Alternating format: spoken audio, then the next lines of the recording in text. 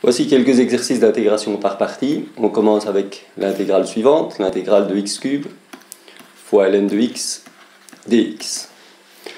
On se souvient de la formule d'intégration par partie. L'intégrale de f' fois g est égale à f fois g moins l'intégrale de f fois g'. Il faut donc choisir ici quel va être le f' et quel va être le g, sachant que l'intégrale obtenue par la suite, c'est-à-dire l'intégrale de f fois g', doit être plus simple que l'intégrale que nous avons actuellement.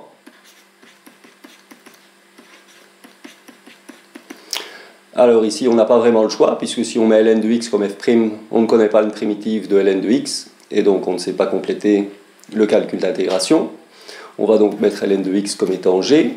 À ce moment-là, la dérivée c'est 1 sur x, et si f' de x est égal à x cube, une primitive sera x exposant 4 sur 4.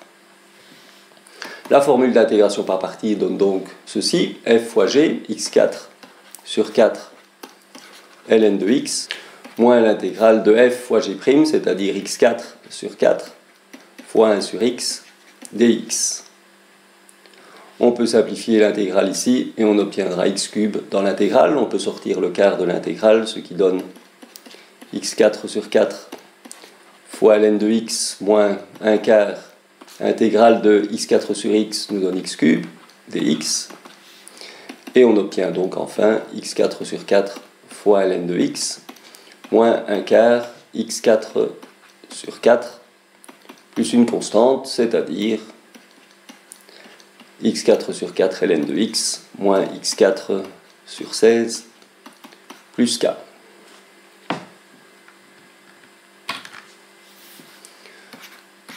Deuxième exemple, l'intégrale de x fois 2x moins 1 au cube. Ici, on pourrait effectuer le cube et multiplier par x pour avoir un polynôme à intégrer, ce qui serait assez facile.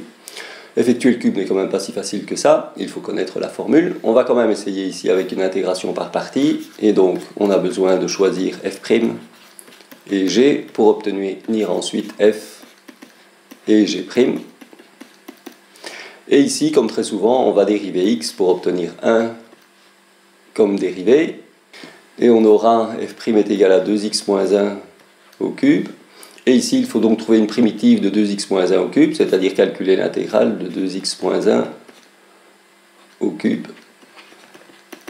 Or, ceci est une composée, c'est de la forme intégrale de g au cube dg, qui nous donnera donc g exposant 4 sur 4 plus une constante. Il nous faut donc la dérivée de g dans l'intégrale. G c'est égal à 2x moins 1, il nous manque un 2 dans l'intégrale, on compense par un 1,5 devant. Et on aura comme primitive finalement 2x moins 1 exposant 4 sur 4 fois 1,5.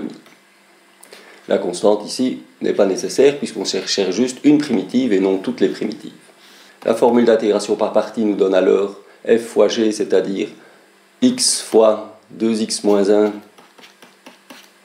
exposant 4 sur 8, moins l'intégrale de f fois g', c'est-à-dire 1/8 2x moins 1 exposant 4 fois 1. On continue. On peut sortir le 8 de l'intégrale et on se retrouve avec une intégrale très semblable à celle que nous venons de faire juste avant pour calculer f à partir de f'. Il nous faut donc de nouveau la dérivée de 2x moins 1 dans l'intégrale, c'est-à-dire un 2. On compense de nouveau par un 1,5 à l'extérieur. Et à ce moment-là, on obtiendra x fois 2x moins 1 exposant 4 sur 8, moins 1/16 multiplié par primitive de g exposant 4 nous donnera g exposant 5 sur 5, c'est-à-dire 2x moins 1 exposant 5 sur 5. 5 fois 16 ici nous donnera 80, plus une constante.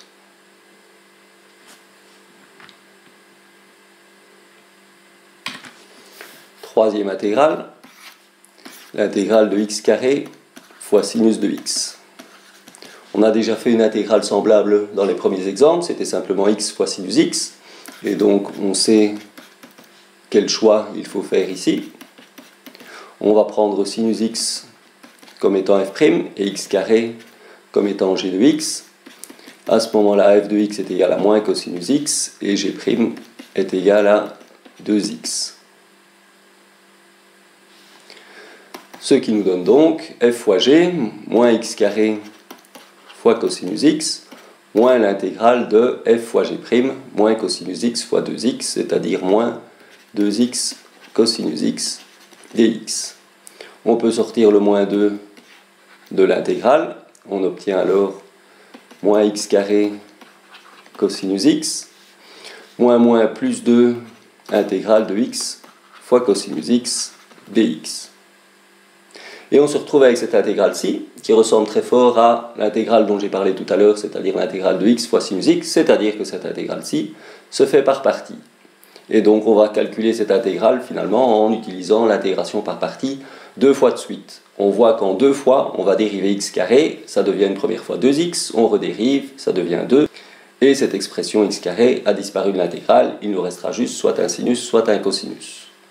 Alors on va faire un peu de place pour continuer le calcul cette fois-ci. Recopions notre réponse actuelle. On est donc à moins x carré cosinus x plus 2 intégrale de x cosinus x dx. Et on va faire ce calcul par partie en choisissant de nouveau g de x est égal à x. On voit que la première fois on a dérivé x carré pour obtenir 2x, on dérive encore cette fois-ci x pour obtenir finalement 1. Si vous intégrez par partie 2 fois de suite, faites bien attention de garder les mêmes choix, c'est-à-dire de ne pas permuter vos choix. Permuter vos choix équivaudrait simplement à faire marche arrière, c'est-à-dire à vous retrouver avec l'intégrale de départ. Et donc la fonction trigonométrique ici, on l'avait primitivée dans la première intégrale par partie, on doit donc continuer à primitiver le cosinus, et primitive de cosinus, c'est sinus x, dérivée de x, ça nous donne 1, on voit qu'on va obtenir alors l'intégrale de f fois g' qui sera simplement l'intégrale de sinus x, et on pourra terminer le calcul. On obtient donc moins x carré cosinus x, plus 2. Alors faites attention, le 2 va multiplier toute l'intégration par partie, c'est-à-dire qu'on a un 2 ici, et donc le 2 va multiplier tout ceci, veillez à mettre des parenthèses devant ou à distribuer directement le 2. Je mets donc une grande parenthèse et j'applique l'intégration par partie, f fois g, x, sinus x, moins l'intégrale de f fois g', c'est-à-dire une fois sinus x dx. Ce qui me donne, en distribuant 2x sinus x moins 2, intégrale de sinus x nous donne moins cosinus x, et donc on obtiendra plus 2 cosinus x plus une constante.